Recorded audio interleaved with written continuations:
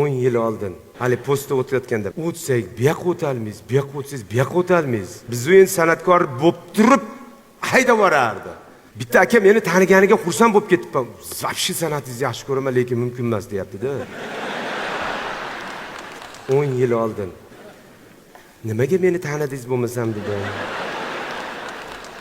Tanimadim uka deganingizni ham xafa bo'lmasdim dedim. Tanib turib, xursand bo'lib, hurmat qilib haydab yuborgan odamni ko'rganmisizlar? Aka sizni yaxshi ko'rgan san'atkoringizman, orqaga qaytib ketaveraymi desam, mayli aka deyar. Qaytib ketardik orqaga. Pasporti yo'q odam, u kelma. 100% kirgizdirmaydi kim. Ya taniyman, qahramon ekan o'shda ishlaydi. Yo'q. Dadangiz ishlasa ham o'tmas. Hozirga metanda o'chirtlari bor-ku. Undan ko'ra metanga ketdim degizdirib beradi. Ana shu mashina kelsa keyin ushuymiz deganga o'xshab ketardi mana shu. Nechta odam ketsa ham menmiki o'sha jinoyatchi deb ketardi.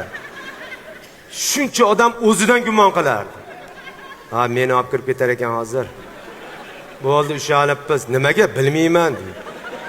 Yo bir aybingiz bormi? Yo'q. Ha nimaga bo'lsa o'zingizga baribir-da. Hozir O'zbekistonda post qolmabdi.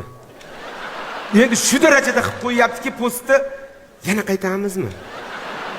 Yurib nariyoqdan qaytib hali postdan o'tamiz deb o'tkazib yana ikkita patr oladigan. O'sha patrni hisobini olib ketyapti. Hali joyda ikkita patr yeb olsak, Qo'qonga oshga yetib olamiz deb. O'sha yerda keyin 2 dona patr qorningiz tatalab ketadi. Hajjoningizdan. Assalomu alaykum.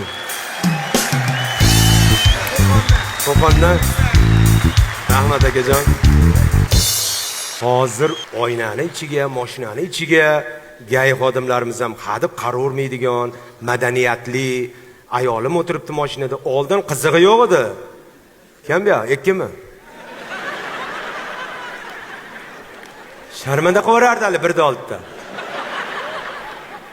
Biromatda 2 bilan yurganmanmi? Ha, artistlarga ishonch yo'q-da.